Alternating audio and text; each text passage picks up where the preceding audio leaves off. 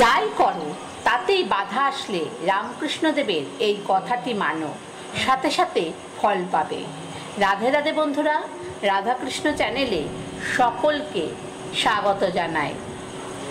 বন্ধুরা, কোনো কাজই ঠিকমতো হচ্ছে না এবং এমন অবস্থায় কি করবেন, কি করলে এই সকল বিপদ থেকে মুক্তি পাবেন, এই সকল প্রশ্নের উত্তর আপনারা পাবেন এই তথ্যের মাধ্যমে। বন্ধুরা, আপনারা কি অনেক দিন ধরে খারাপ সময়ের সম্মুখীন হচ্ছেন? যতই চেষ্টা করছেন, পরিশ্রম করছেন, কিছুতেই কিছু হচ্ছে না? তাহলে আসুন আজকের এমন একটি গল্প শোনাবো যা আপনার এই সকল সমস্যা থেকে বের হতে পারবেন। তাহলে চলুন শুরু করা যাক। আর যারা এই চ্যানেলে নতুন তারা অবশ্যই চ্যানেলটিকে সাবস্ক্রাইব করে আমাদের পাশে থাকুন। তাহলে চলুন শুরু করা যাক। মুম্বাইয়ের বাসিন্দা ডোডো, সালটা 2020। শুরু থেকেই সে যে কাজ করছিল সব কাজেই সে অসফল হচ্ছিল। প্রচুর পরিশ্রম করেও তার ফল সে পাচ্ছিল না, কিন্তু তাও সে চেষ্টা থামায়নি। কিছুদিন পরে ডোডো ভাবতে শুরু করে যে তার একটা পদক্ষেপ নেওয়া প্রয়োজন এবং সে সুযোগ সন্ধান করা শুরু করে। সে তার পরিস্থিতির সাথে সাথে পরিশ্রম করে এগিয়ে যাওয়ারও চেষ্টা করে। সে প্রতিদিন চাকরির খোঁজ করতে থাকে। গুনতে বসলে শেষ করা যাবে না যে সে কতবার চাকরির খোঁজ করেছে। একদিন চাকরি খুঁজছিল ডোডো।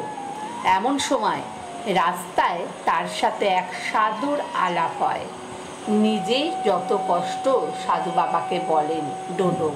সাধু বাবা বলেন, যাই কিছুই করুক না কেন, নিজের মনকে শ্রী ঠাকুর রামকৃষ্ণদেবের প্রতি সমর্পণ করো। তিনি ঠিক একটা পথ দেখাবেন। কে বলতে পারে, আজ হয়তো তোমার কাছে কিছুই নেই, কাল হয়তো তোমার কাছে সব কিছুই থাকবে যা তুমি চাইছো। সুতরাং হেরে যাওয়ার কথা মাথায় আনবে না। তারপর থেকে ডোডো আরও পরিশ্রম করতে থাকে চাকরির পরীক্ষার জন্য, কিন্তু একবার সে ফলের চিন্তা করে না। তার বদলে ঠাকুরের কাছে প্রার্থনা করে এবং বলে, ঠাকুর, তোমার যা মনে হবে তাই করো, আমি চেষ্টা চালিয়ে যাব, হার মানব না।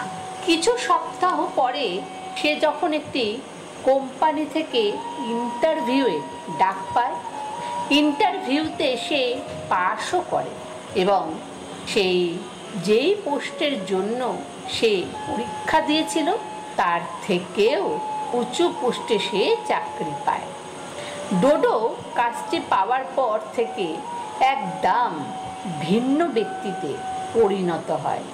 সে এমন তার জীবনে খুব ভালো জায়গা আছে এবং এই সংগ্রাম থেকেও সে যা শিক্ষা পেয়েছে তা তার চাকরিতে আরও ভালোভাবে কাজ করার জন্য প্রয়োজনীয় আত্মবিশ্বাস দিচ্ছে।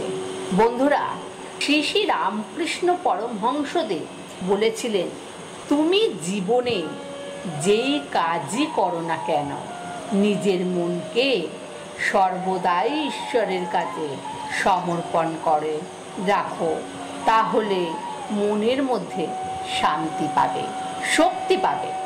শ্রী শ্রী রামকৃষ্ণ পরমহংসদেব এই বলতে এই কথাটি যদি মাথায় রেখে জীবনে এগিয়ে চলতে পারি, তাহলে দেখবেন অর্ধেকের বেশি সমস্যা দূর হয়ে যাবে, সব সমস্যার সমাধান হয়ে যাবে এবং স্বয়ং ঈশ্বর আমাদের জীবনে এগিয়ে যেতে সাহায্য করবে।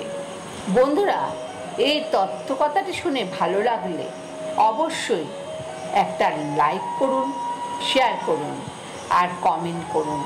আর কমেন্টে জয় শ্রী রামকৃষ্ণ দেবের জয়, জয় মা শারদার জয় লিখতে ভুলবেন না। ধন্যবাদ।